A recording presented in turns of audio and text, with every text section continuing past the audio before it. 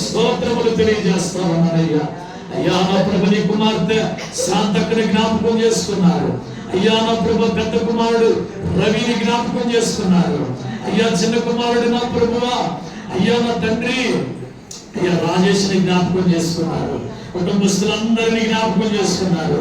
చక్కటి స్థలాన్ని ఇచ్చారు నా ప్రభువా, చక్కటి గృహాన్ని ఇచ్చారు నా ప్రభువా.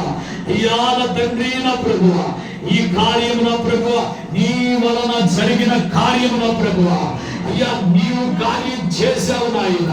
అందును బట్టి మీకు వందనాలు స్తుతులు స్తోత్రములు తెలియజేస్తా ఉన్నారు. అయ్యా నా తండ్రి నా ప్రభువా ఈ సమయంలో నాయన ఈ గృహాన్ని నా ప్రభు మొట్టమొదటిగా నా ప్రభువా అయ్యా నీ నామములో ప్రతిష్టత చేస్తా ఉన్నాము నాయన. ఈ కుటుంబంలో నీకు మేము ప్రవేశించబోతా ఉన్నాం. అయ్యా నా ప్రభు మాతో కూడా పరిశుద్ధాత్ముడా త్రియేక దేవుడా మీరే నా ప్రభువా మాతో రాబోతా ఉన్నారు. అయ్యా నా ప్రభా మాతో రాబోతా ఉన్నారు. అందును బట్టి మీకు వందనాలు స్తుతులు స్తోత్రాలు తెలియజేస్తూ అయ్యా నా ప్రభా పని చేసిన అయ్యా నా ప్రభా భాగ్యం బట్టి నా ప్రభువా అయ్యా మేస్త్రి గారిని బట్టి నా ప్రభువా నీకు వందనాలు స్తుతులు స్తోత్రములు తెలియజేస్తూ అప్పుడు ఒక దైవజనుడిగా నేను చేసిన నా ప్రియ ప్రార్థన విజ్ఞాపన మీ పాద సన్నిధికి చేర్చుకొని ప్రార్థనకు ప్రతిఫలం దయచేయమని యేసు నామమున అడుగుచున్నాము తండ్రి. ఆమేన్. ఆమేన్ చెప్పండి. దేవునికి మహిమ కలుగును గాక.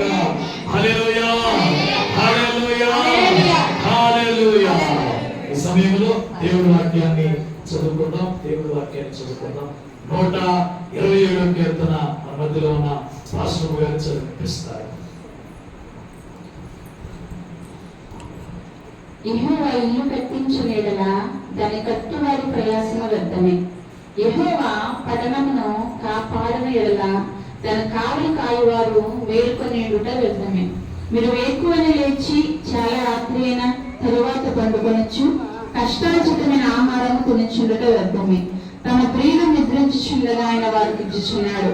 కుమారుడు యెహోవాను గురించి స్వాస్యము గర్భఫలము ఆయన ఇచ్చు బహుమానమే. యవ్వన కాలమందు పుట్టిన కుమారులు బలవంతుని చేతిలోని బాణములు వంటి వారు. వారితో తన అమ్ములని నింపుకొనిన వారు ధన్యులు. అట్టి వారు సిగ్గుపడక గుమ్మములో తమ విరోధులతో వాదించుదురు. వాక్య భాగాన్ని బట్టి దేవునికి స్తోత్రాలు నా స్తుతి పాత్రుడా నా యేసయ్యా నా స్తుతి పాత్రుడా నా యేసయ్యా నా ఆరాధనకు నీవే యోగ్యుడవయ్యా. నా ఆరాధనకు నీవే యోగ్యుడవయ్యా. నా స్తుతి పాత్రుడా నా యేసయ్యా నా స్తుతి పాత్రుడా నా యేసయ్యా. ఆరాధనకు నీవే యోగ్యుడవయ్యా. ఆరాధనకు నీవే యోగ్యుడవయ్యా. నా స్తుతి పాత్రుడా నా యేసయ్యా. యేసయ్యా నా యేసయ్యా యేసయ్యా నా యేసయ్యా యేసయ్యా నా యేసయ్యా యేసయ్యా నా యేసయ్యా ఆరాధనకు నీవే యోగ్యుడవయ్యా. నా ఆరాధనకు నీవే యోగ్యుడవయ్యా. నా స్తుతి పాత్రుడా నా యేసయ్యా నా స్తుతి పాత్రుడా నా యేసయ్యా నా స్తుతి పాత్రుడా నా యేసయ్యా నా స్తుతి పాత్రుడా నా యేసయ్యా. ఆరాధనకు నీవే యోగ్యుడవయ్యా. నా ఆరాధనకు నీవే యోగ్యుడవయ్యా. నా స్తుతి పాత్రుడా నా యేసయ్యా. నీకే మహిమనైనా నీకే ఘనత నాయన. మీరే దీవించి మీరే ఆశీర్వదించమని యేసు నామమున అడుగుచున్నాము తండ్రి. ఈ సమయంలో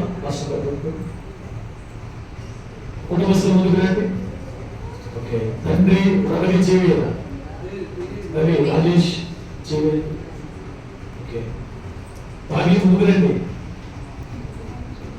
ఓకే, తండ్రి కుమార పరిశుద్ధాత్మ నామములో ఈ గుమ్మాన్ని దేవునికి ప్రతిష్ఠిస్తా ఉన్నాం. అందరూ చప్పట్లు.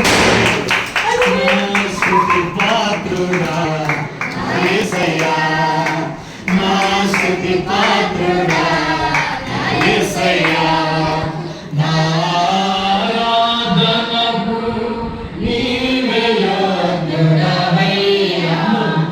నా ఆరాధనకు నీవే యోగ్యుడవయ్యా. నా స్తుతి పాత్రుడా నా యేసయ్యా. హల్లెలూయా. హల్లెలూయా. అందరూ హల్లెలూయా. ఈ యొక్క వంటగదిని బట్టి, అమ్మా వంటగదిని బట్టి అందరూ రెండు చేతుల పైకెత్తి దేవునికి స్తోత్రాలు చెల్లించాలి. స్తోత్రం స్తోత్రం స్తోత్రం స్తోత్రం స్తోత్రం మరి స్తోత్రం. ఈ వంటగదిలో ఎల్లప్పుడూ ధాన్యం ఉండాలని, ఏమండి వంట చేసేటప్పుడు దేవుని కాపుదల ఉండాలని, ఏమండి దేవుని కాపుదల ఉండాలని దేవునికి స్తోత్రాలు చెల్లించేద్దాం. స్తోత్రం. మరి ఈ సమయంలో వంటగదిని బట్టి మాస్టర్ గారు చిన్న ప్రార్థన చేస్తారు. మహాపరిశుద్ధుడా